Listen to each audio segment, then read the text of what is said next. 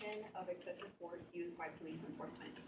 According to the Guardian newsletter, 243 people just in 2016 have been killed by police enforcement during arrest. The United States should hold these officers accountable for their crimes if and when they have abused excessive force unjustifiably. The use of excessive force among law enforcement has caused tensions between minority groups and police enforcement, has disrupted our communities with ongoing protests, and has cost states avoidable substantial amounts of money associated with police brutality lawsuits. So let me get to my first point.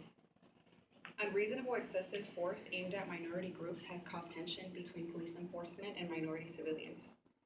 Eric Garner, an African American accused of selling loose cigarettes in Staten Island, New York, was choked and killed by a police officer during arrest. Arresting officer Daniel Pantaleo tried to arrest Eric Garner because he suspected that he was selling loose cigarettes. And initially, Eric Garner tried to resist arrest. Officer Pantaleo then used an illegal chokehold that was banned by police protocol that led to the death of Eric Garner as he begged for air. On December 20, 2014, Ismael Brinsley, a 28-year-old African American, decided to take revenge on his own hands by shooting two NYPD officers execution style. The New York Post quoted Mr. Brinsley's last upload of posts on Instagram before the shooting. They take one of ours, let's take two of theirs. Brinsley did not fear law enforcement. His angry desire for revenge clouded his judgment of morality. The two officers shot had no connection with Eric Gardner's murder, but because they were police officers, they were basically seen as targets. Now that keeping these statistics in mind, let's move on to my second point. Another negative impact caused by the use of unnecessary excessive force is the disruption of ongoing protests in our communities. A most recent case of excessive force that has caused controversial protests in Pasco, Washington, has been the killing of Antonio Zambrano Montes. On February 14, 2015, in Pasco, Washington, local police officers responded to Mr. Zambrano throwing rocks at oncoming traffic. Initially, when the officers were on the scene, Mr. Zambrano continued to throw rocks at the police officers and suddenly decided to surrender. Upon his surrender, he raised his arms up in the air, and the police officers immediately opened fire, killing Mr. Zambrano upon impact.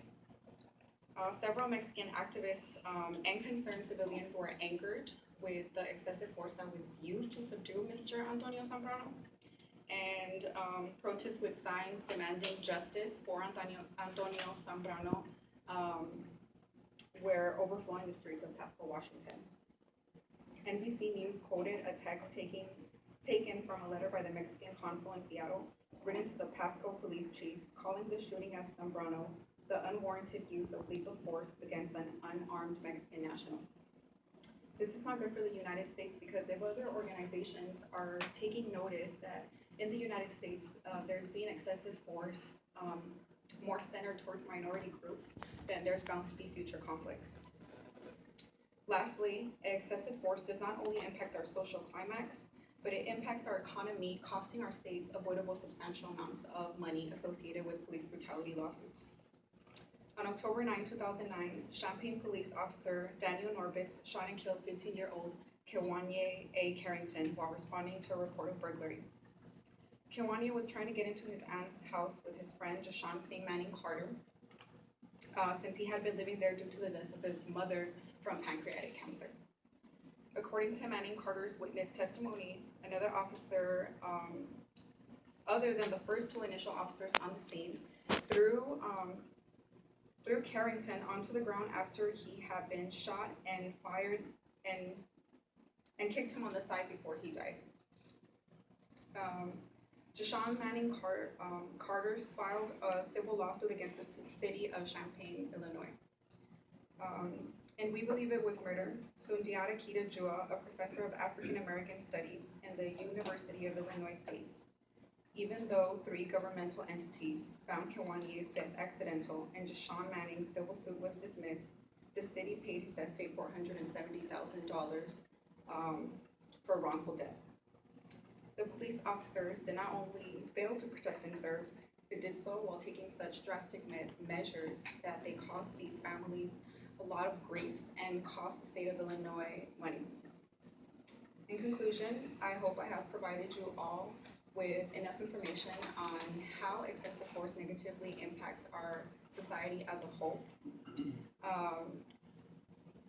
The use of excessive force negatively impacts our society because it creates tension between minority civilians and police enforcement.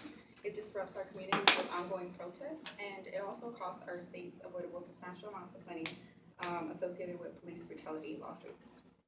We must not remain silent about such brutality against minority individuals in our country, but rather show our respect for humanity and push for stricter punishment against police enforcement that overuse their power as authoritarian figures.